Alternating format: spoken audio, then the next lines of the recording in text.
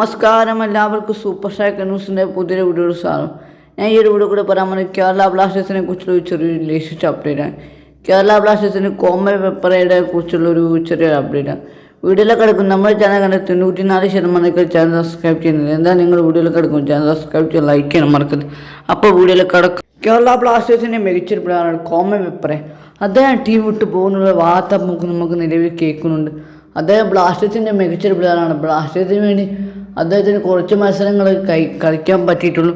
അപ്പോഴത്തേക്ക് അദ്ദേഹത്തിന് injury പറ്റിക്കൊണ്ട് season തന്നെ ഔട്ടായിരുന്നു. അദ്ദേഹം നമ്മുടെ നാഷണൽ ബ്രേക്കിനിടെയും അദ്ദേഹത്തിന് പരിക്കുപറ്റി. സൂപ്പർ കപ്പിൽ ജനിച്ചപ്പോഴും കേരള മത്സരത്തിനായിരുന്നു അദ്ദേഹത്തിന് പരിക്ക് പറ്റിക്കൊണ്ട് അദ്ദേഹം സീസൺ ഔട്ടായത്. ഇപ്പോൾ എന്താണ് നിലവിൽ കിട്ടുന്ന റിപ്പോർട്ട് അനുസരിച്ചിട്ട് കോമൽ പെപ്പറെ ടീം വിട്ട് പോകുന്നത് വാർത്തയാണ്. ഇപ്പോൾ ബ്ലാസ്റ്റേഴ്സ് കുറേ ടാങ്ക് പോസ്റ്റ് കണ്ടുകൊണ്ട് മാർക്കോ ലോസ്കോവിച്ച്, ദിമി ഡയമൻഡോസ്, ഡൈസുക്കേസ് ഒക്കെ ഇന്ന് ഫോറിൻ പ്ലേയേഴ്സ് ഒക്കെ ക്ലബ്ബ് വിട്ടുപോയി. അതേപോലെ തന്നെ നമ്മുടെ അസിസ്റ്റന്റ് കോച്ച് ഫ്രാൻ ഡോൺ, അപ്പോൾ ഇന്ത്യൻ താരമായ കരൺജിത്തിൽ ആർ എസ് ശർമ്മയൊക്കെ ടീം വിട്ടു പോയിട്ടുണ്ട്.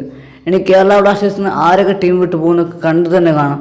എന്തായാലും കോമൽ പെപ്പറെ ടീം വിട്ടു പോകുന്ന ഒരു വാർത്ത നമുക്ക് നിലവിൽ കിട്ടും. എന്തായാലും കേരള ബ്ലാസ്റ്റേഴ്സ് അടുത്ത സീസണിലേക്ക് വലിയൊരു ഒരുക്കത്തിൽ തന്നെയാണ്. ബ്ലാസ്റ്റേഴ്സ് കുറേ ടാങ്ക് പോസ്റ്റ് നമുക്ക് നിലവിൽ ഇട്ട് കഴിഞ്ഞിട്ടുണ്ട് കേരള ബ്ലാസ്റ്റേഴ്സ്. എന്തായാലും അടുത്ത ദിവസം